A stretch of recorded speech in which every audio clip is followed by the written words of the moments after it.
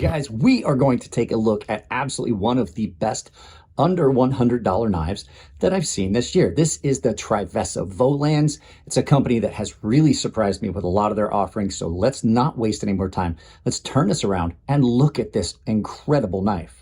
Guys, we're looking at a knife that definitely has endeared itself to me. I loved it in the first day carry. I'm still carrying it. I love it. This is the Trivesa Volans. Now, this is in their tactical line. This company has not disappointed me yet. I know Jared had one that he didn't like all that much, and this did come from Jared. But since the first one I handled, which is the Orion, which was a gift from Jared, I fell in love with this knife. As you can see, it's been used heavily. I've handled a couple other knives that friends have bought, and now this one came in. I gotta say, this is the one so far that I have liked the most. So very, very unique looking. Let's get some size comparisons and specs out of the way. So first things first, your specs. You're looking at a 154 cm blade that is done in a unique kind of blade. This is not a knife that I own a lot of blade patterns like this. Micarta handles. It is a liner lock. So you're looking at a blade length of 3.3 inches and a handle length of 4.72 inches. So your overall length is just under, it's like listed as 7.99 inches, but technically you're looking at an 8-inch knife.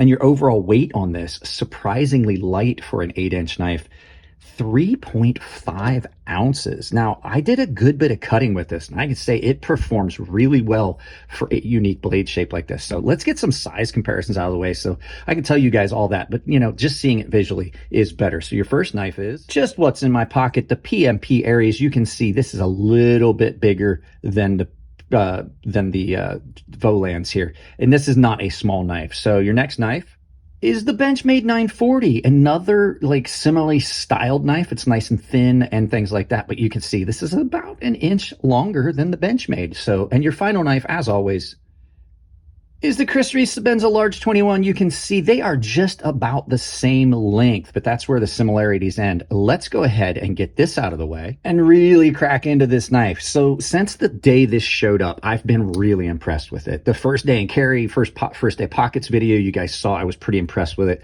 That has not ended. This knife has performed really, really well. And I don't say that like I don't get paid to do these reviews. I'm just saying it because this knife has really done a very good job. So you've got this unique 154 cm blade, and it's not that unique, but for me it is. I don't own a lot of knives with this kind of blade shape. It's almost a drop point. It's not a Warncliffe. I don't know how to describe it, but you've got this really nicely radius blade. So it does have a radius to it, but it is just a gentle radius. The blade that this reminds me of is almost like the CJRB Centros blade. It's that style blade where it comes down really thin, nicely radiused and thin. The swedge on this is beautiful. Now, the cutting edge on this is ground very well. It is down, not just ground on the edge itself, but the blade grind. It comes down to a very good blade behind the edge thickness and blade geometry. This cut really well, which typically some of these thinner blades do not. You can see the finish on that blade has held up really well. And the 154 on this did not need a resharpening. I stropped it a few times and it came back up, but it did not need resharpened. And I did cut a lot of cardboard. Now the finish on this is done in a PVD, but it's also been stonewashed. So, you know, this is holding up really well. And I think that stonewash is doing a lot for it. And like I said, at $84, this is a really good looking knife. You've got these beautiful micarta handles that come down nice and narrow this way, but they are thick enough that you have a very comfortable cut, you know, like in hand ergos. And one of the problems I have with a lot of the knives like this, like the Benchmade, is they're thin this way and this way because they want this small pocket profile. But when you bear down, it just doesn't feel good in hand when you cut like that. This does not have that issue. They are pretty well radiused. They didn't like radius them all the way, but what they did was they took material out here. You can see those lines, and it just kind of feels the same in hand. But with that being said, you have these low spots here, and they're very tactile. You can feel them, and it gives you a spot for some traction if you get up on it. The action on this has been stellar. It probably does need taken apart and cleaned up because I've been carrying it a lot, but the action on it is really good.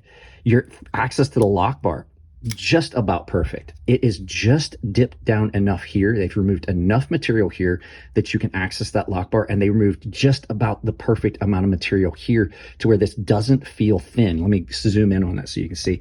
This doesn't feel thin, but it does give you just that nice softened area where you basically just put your thumb on it and you've released the lock. This is running on bearings, apparently. I mean, they've got to be ceramic bearings. You can see them, and they're really smooth. I did not, this is one of the few knives that I did not take apart and immediately change out the lubrication on it because the action on it was really, really good. The micarta has been done exceptionally well, and you have a micarta backspacer.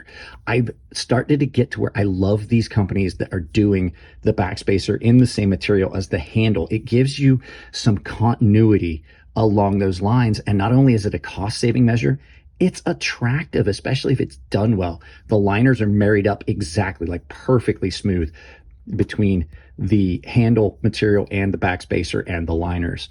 And then your lightness of this, it gives it a good central, like neutral balance, because they've removed a good bit of material in here to do some weight reduction on these liners, which means that this 8-inch knife is very light. You've got thumb studs and flipper action on this.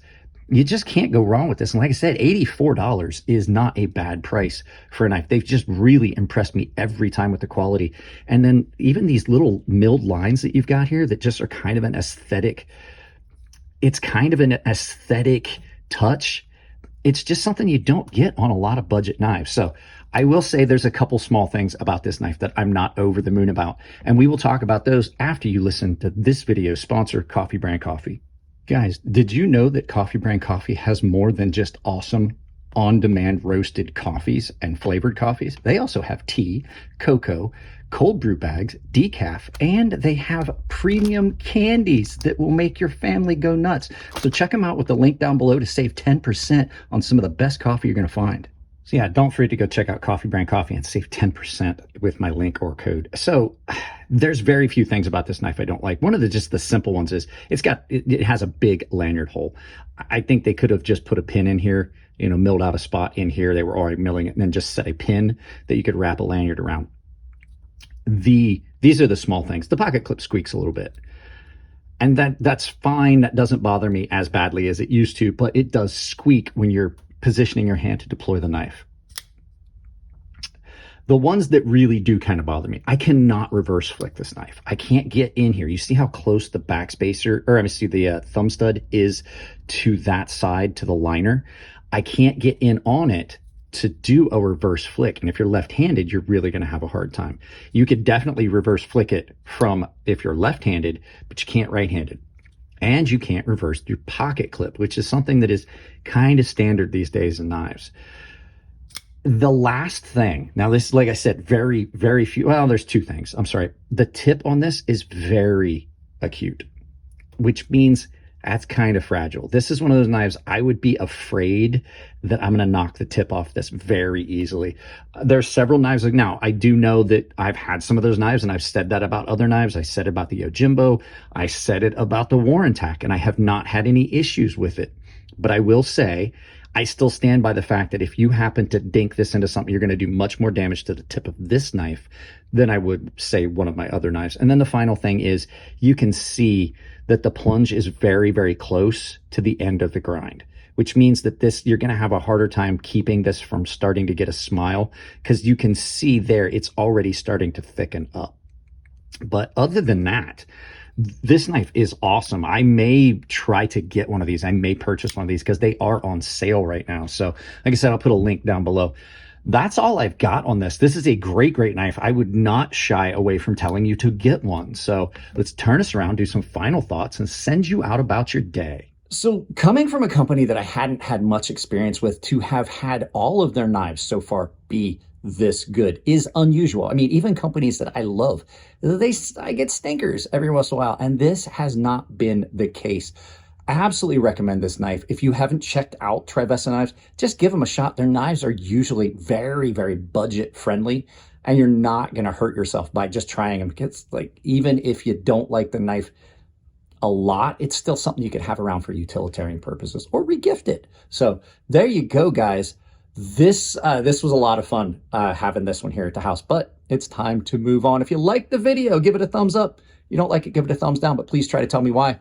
I can't change that content if you don't tell me what you don't like. If you want to support the channel, there is a bunch of ways. I have a ton of affiliates down below. Knife Ship Free, GP Knives, Blade HQ, Civivi, Artisan, and CJRB. I have all links to their channels. It doesn't cost you anything to use those to purchase knives, but it does support the channel. I also have Coffee Brand Coffee and Tempered Trail.